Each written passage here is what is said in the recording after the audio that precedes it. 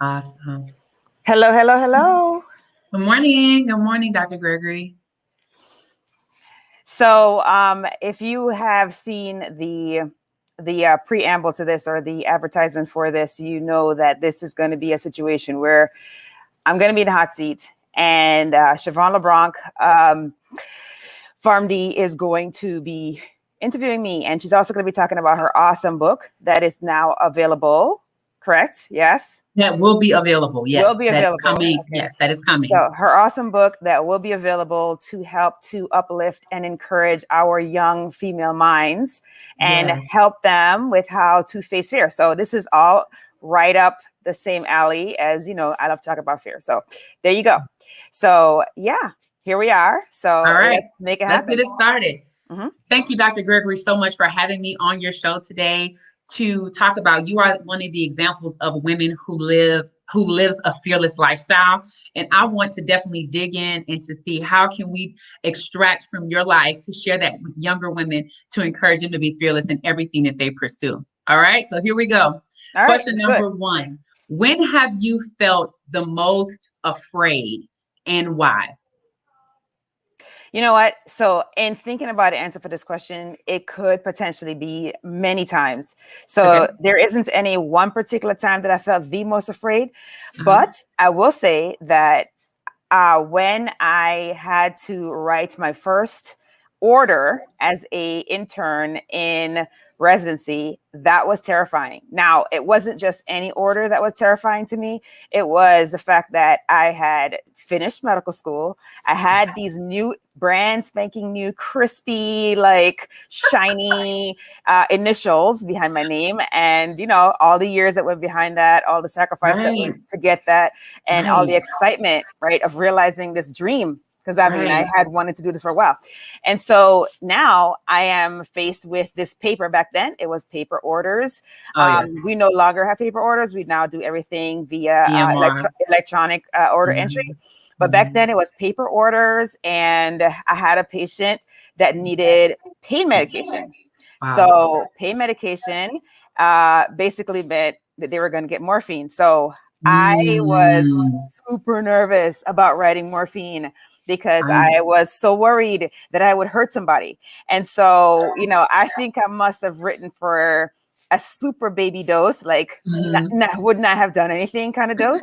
And I was super scared even after that. Like, oh my gosh, I hope I don't, hurt Right. anybody. I hope that Right. this is gonna be okay. I hope I wrote it properly. And I was Right. thinking back to the intern orientation because during orientation, because we were writing our orders, there Right. were several items that they told us to look out for. So they said, Mhm.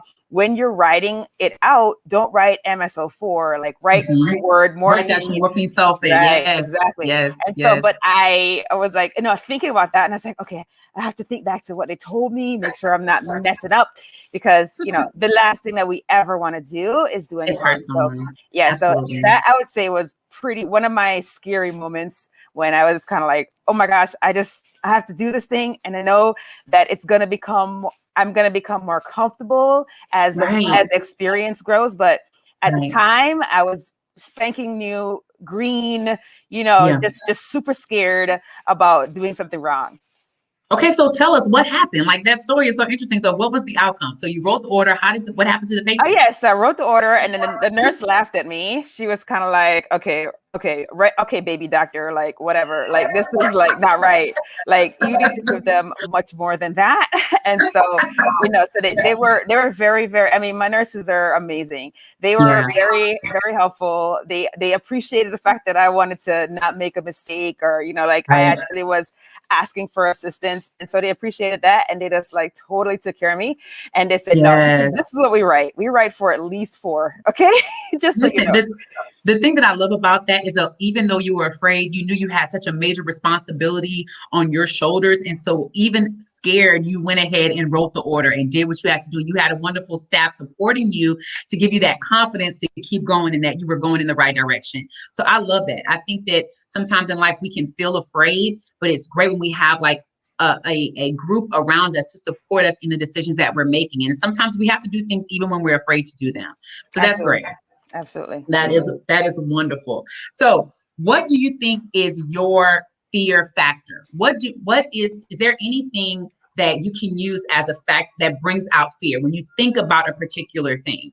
What Oh is it yeah. that may automatically, bring fear to your heart or cause your heart rate to elevate? What is that one thing? Oh my gosh. So for me, Mhm. and people know this about me. I talk about it pretty freely because it is something that like I am constantly um, improving on and working Mhm. on, and that Mhm. is my fear of public speaking. So I have a very, I find that very hard to believe. Now it's that's hard to there. believe. It's there. And the reason why it doesn't seem like it's as evident as I'm Mhm. speaking with you now, or even as I'm doing Right. other things, is because I have been working on this for a long time. Matter of Right. fact, the reason why the podcast Fearless Freedom with Dr. G even got started was because I wanted to have a way of facing my fear of public I speaking love that. I and then love getting that. other people to like talk about how they face their fear. So, I love but that. yes, no, my fear of public speaking is by far the thing that, elicits the most trepidation. And yeah, I mean, The thing that I love about that is that you use that fear to motivate you to get beyond it. And that is the whole goal, to see something that you may be afraid of and to use that fear, turn it on its head and use it as a motivator to now you are encouraging other women who may have felt fear in their lives to go forth and pursue whatever it is that they want to do. I love that. I love that you are really turning fear on its head and saying, no, you're not going to control me. I'm going to put myself in a fearful situation and push myself to do the thing that I'm most afraid of. I love that. And I think that, Dr. Greger, that parallels with my book and with talking to young girls about being fearless, is that if you come across a situation where you feel afraid, the goal is to use that fear, turn it on its head, and use it to bolster you to do the very thing that you feel afraid to do and to not allow it to hold you back in any way. So I love that. And I'm sure that you do that, you encourage any woman, or not even just a woman, but anyone that you encounter when you sense fear, to encourage them, to pursue your dream. Don't let fear hold you back. Use it as a motivator to move forward. Is there any particular story or person you can think of where they came to you with how they were feeling for any past guests where they were having fear and you were able to encourage them using your particular story and your particular situation to inspire them to remove fear from their life or to live with less fear?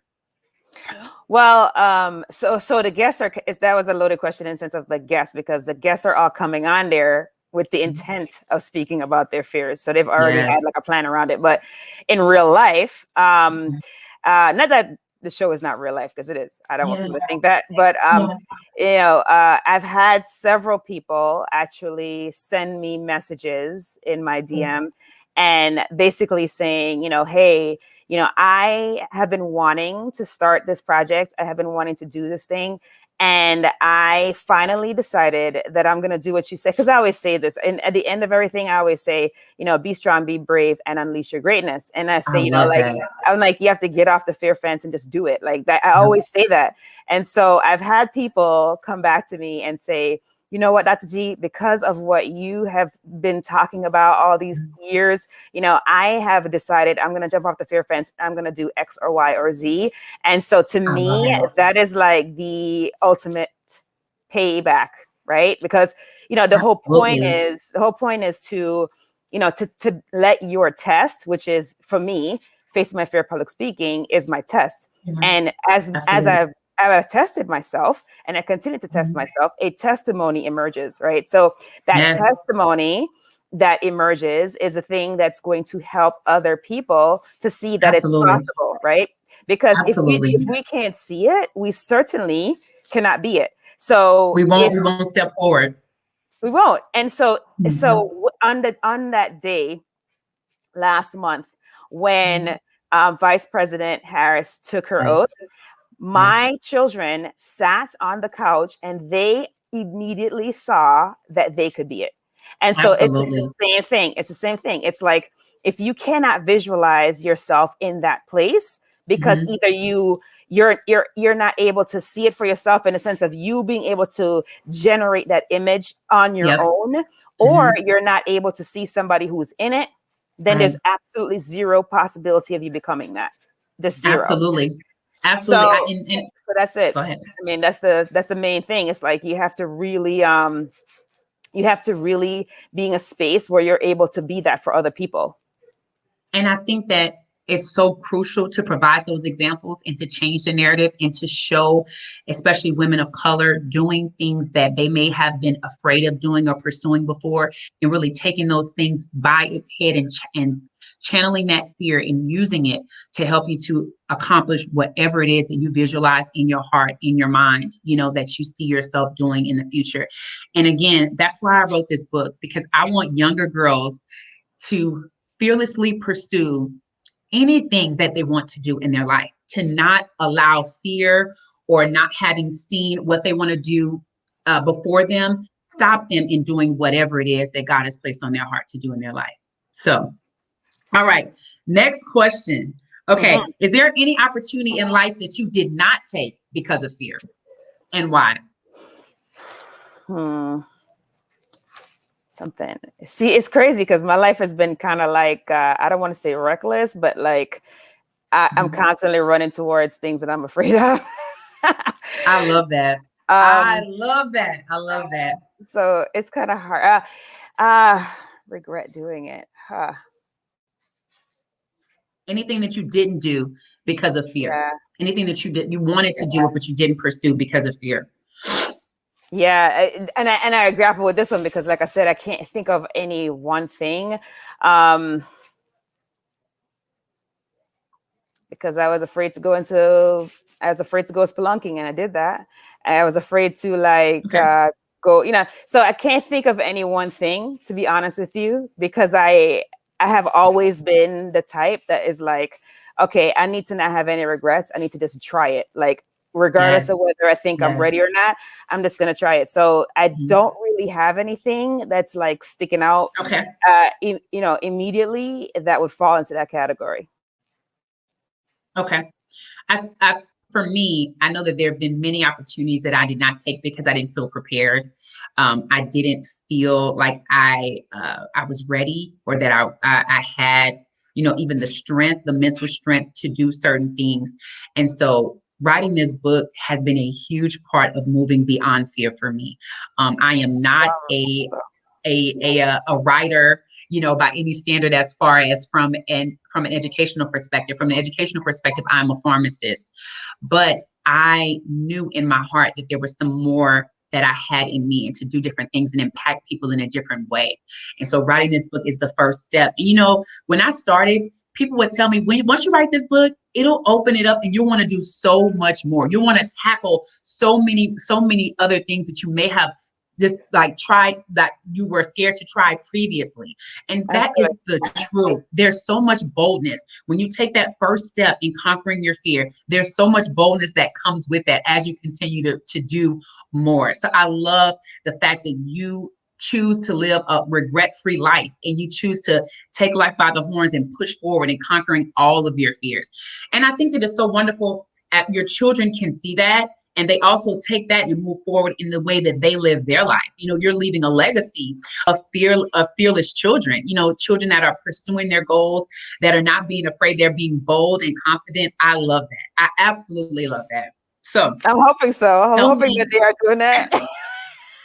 Listen, when they see you can only hope. You can only hope. Right. But I think the wonderful thing is that when they see the example before them, just like you were speaking about Vice President Harris, when you see that example before you, it can embolden you to know that you can do it. So one of the almost last questions, what message would you tell your younger self about being fearless? Like, have you always been fearless, or did this happen once you got into medical school or you passed high school? What would you tell your younger self about fear and how to overcome it? It's always, so I don't want it to seem like I just rush into things without thinking about it. So that's not what I mean. So I think that I was always kind of like, I was always a pretty like independent, driven person, because like a quick backstory. So I came to this country when I was 10 years old, right? I came before my family came. Like, I was sent ahead. And, we came here with essentially $40 and like 2 suitcases worth of stuff. Wow. And, and so I was, and at the time I was, I was 10, it's New York City. I literally would take 2 city buses to get to school. I would do everything on my own. Like I would go to school on my own, take the 2 buses, get to school on time, do the after school activities, do all the things, get back home, because I knew my mom was unable to be there for me. So it's like, and not because she didn't want to, but you know, she's an new immigrant. She's trying to like make her way to make a better way for me. And so right. And so I've always kind of been I don't want to say adventurous, but with some tempering. And so, you know, so that's why I said, like, you know, I've always kind of just done things. I'm like, okay, I got to get to school. I'm going to have to just walk down this long city block and get on the first bus. And then I have to go to the exchange and get on the second bus. And then I have to give myself enough time to get to school on time, because I can't be late. And then I have to do all the things after school. And then I have to get myself back home. You know what I mean? Like, and so, so for a long time, I've been like that. So, you know, it's hard when you say that. And listening to your story, it sounds like you're saying you didn't even have time to think about being afraid. You just had to do it. Yes, you know, like you knew you had to go to school.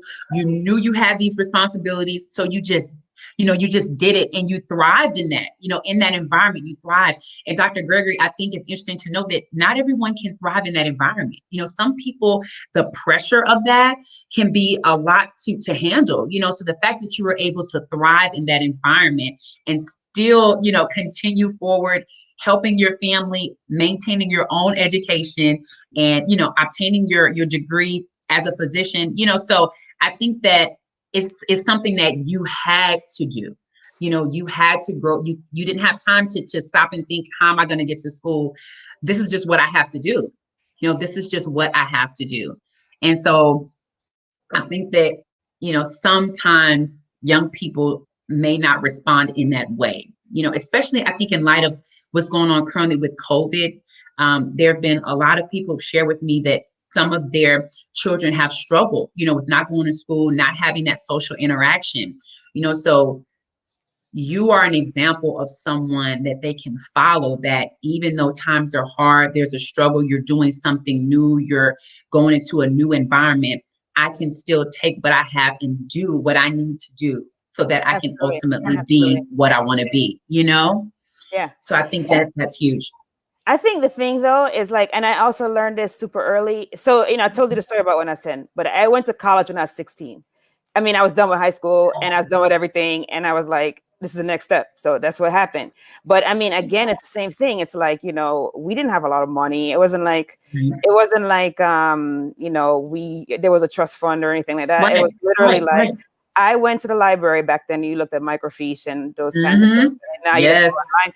So I went to the library and I looked up the scholarships and I looked up everything. Like I did all of that because I knew that we didn't have the money to pay for college. And I knew I had to go to college in order to become a doctor. So, you know, it's like, and I hear you about what's happening now and the social interactions, but I honestly believe, and I'm speaking as a parent now, I honestly believe that we have done our youth very much a disservice because we do not allow them to be independent. We do everything for them. And so it's because we do everything for them that they literally have this, like, they're like addicted to being with other people. You know what I mean? And it's nothing wrong with that. There's nothing wrong with socializing, but like school and socializing at school should not make or break you. Like that doesn't make sense. Because school is about education. School is about learning. Exactly. It is. I mean, the interaction that you have with your peers is a bonus. That is not the main reason for the thing. And so, you know, when I hear that, it breaks my heart because then it's like, well, you know, what are we doing for this generation then? If that's the crutch that they're like holding on to. And when that is taken away, they're devastated. It doesn't make sense. It just doesn't. The question is, how are we preparing them? How are we preparing them? We're not because and you see it starting to manifest, right? And this is a whole other conversation, but you see it starting to manifest when people go out into the working world and they don't get the trophy, right? Because I always thought it was fascinating when we would do sports, like my children would do sports, and every kid on the team got a trophy. That's not how it was when I was growing up. It was like either you came first, second, or third. That's it. There's no everybody gets a trophy. There's no everybody getting a trophy because everybody didn't do the same work to get the trophy. Correct. So, you know, Correct. I think that teaches them something. It's like in this endeavor Mhm. to help them to be on equal playing fields. I mean, I guess that's the reason why we Right. do this, you know, and or so the parents don't Yeah. complain. It has devastated them because now they think they should get a trophy no matter whether they do the work or not. And Yeah. so That they're always winning. That they're they're always always winning, winning. no matter just putting forth an effort. Yep. Yeah. Absolutely. But that's not it. You're Yeah. not always winning. There's always someone better than you. Right. There always is. And you have to keep getting better. Like that's the whole point. Absolutely. So Absolutely. yeah, And you can put in effort, and just because you put in effort doesn't mean you won. You put in effort exactly. because that's what you're supposed to do when you're in Exactly. school. You know, I Exactly. shouldn't clap for you because you did your homework. It's you are supposed to do It's your expected. homework. It's You expected. know, correct, correct, correct. And so I think that we definitely have to be more mindful about encouraging independence in our children and Yes. encouraging them to make decisions and encouraging them to do things that are challenging. I am not a mom yet, so I'll keep my commentary limited in this area, but I am an aunt, and so I always try to encourage my niece and my nephew, to take challenges, to step out, to Yes. not be Yes. afraid, to Yeah, not be absolutely. afraid, and to do hard things, because I think even with COVID, we see that sometimes people have challenges doing hard things, so doing homeschool is challenging. You know what I'm saying? Not being around other people is challenging, but you can do hard things. And so we have to encourage our children at a young age to let them know that when they experience some type of defeat or some type of rejection, that's not a negativity on them. They can still do great things in spite of that, and that sometimes, go ahead. No, I'm sorry. The thing that I was going to say, okay, so this brings us to a point where I hope that we can convey to those who are listening, is that, we become obsessed with failure, but in the negative aspect of it, right? So, okay, so I'm going to use this example and I'm probably going to get the names incorrectly. So just excuse me if I do. So Yes. there was a well-known inventor, engineer guy, I guess, who decided that he was going to be the first person to fly an airplane, right? He's going to be first in flight. Okay. So this guy had all the backing. Okay. Again, I forgot what his name is. This is what happens when you're not afraid, when you're not embracing failure, because people forget about you, right? Because you don't get the accolades in the end.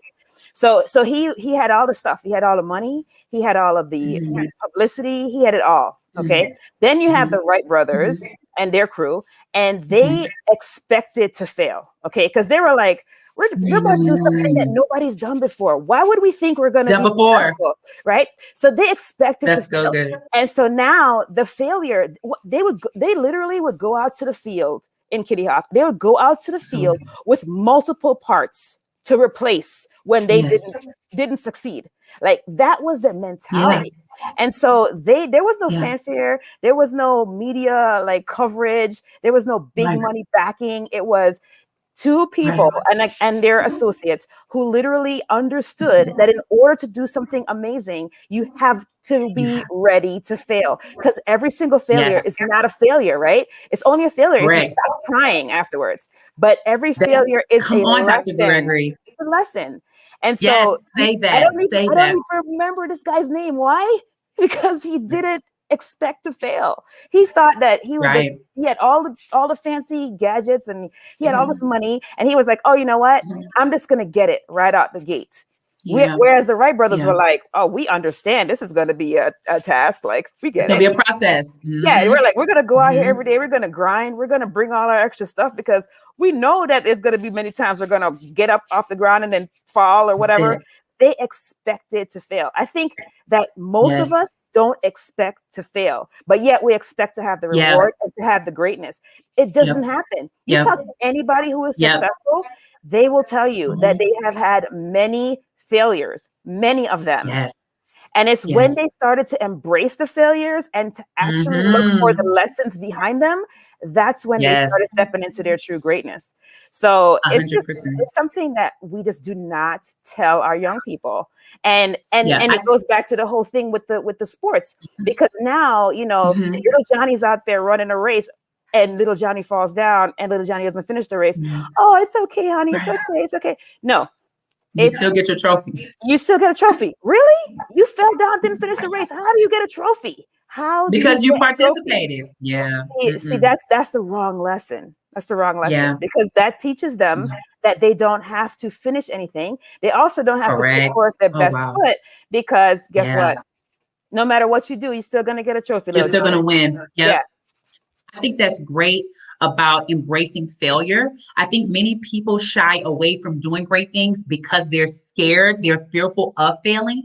But failure can actually be used as a propellant to do, like you said, to do great things. We have to embrace the missteps. We have to embrace the detours. We have to embrace the yield signs in our lives when things don't go the way that we plan, or when we attempt to do something and it doesn't do the way we expect it to.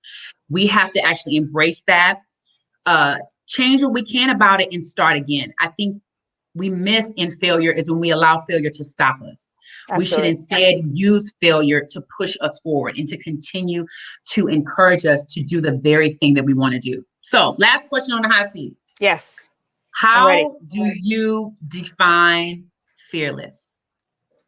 You know what? To me, fearlessness is you just do it regardless of what is happening. Like if you start feeling those butterflies in your stomach, I mean, the caveat is obviously don't do this if it's something that's going to be physically dangerous to you. Like that is a real Of thing. course, Like of course. that is your amygdala saying, come on, fool, don't do that because you will die. Okay, I'm not saying that. I'm talking about everyday things. And if you feel that those butterflies in your stomach and it's saying, oh my gosh, I Right. don't know, you're not ready, you don't have all the qualifications, or Right. maybe you're not in that place right now. Maybe you shouldn't apply for that job. Maybe you Right. shouldn't apply for that promotion. Right. Do it anyway. Because guess what? Even Right. if you don't get Right. it, you'll go through the process of Mhm. interviewing. You'll put it out there that you are that person who's interested in that pathway, and you may get a mentor that might help you to get to that Absolutely. place. So, Yes. that is what fearlessness is. It's fearlessness is obviously not doing something physically dangerous to yourself, but it is not letting that little pit in your stomach thwart you from getting the experiences and getting the things that you need in order to Learning. cultivate your greatest self. So that's Learning. fearlessness. That's fearlessness. I love that. I love that. I agree wholeheartedly. I think that fearlessness is about learning from the losses, learning from the lessons. So even when you lose, you don't really lose, you learn a lesson in the midst of that. So thank you so much for your time. Listen, in this time, I'm more fearless after talking to you.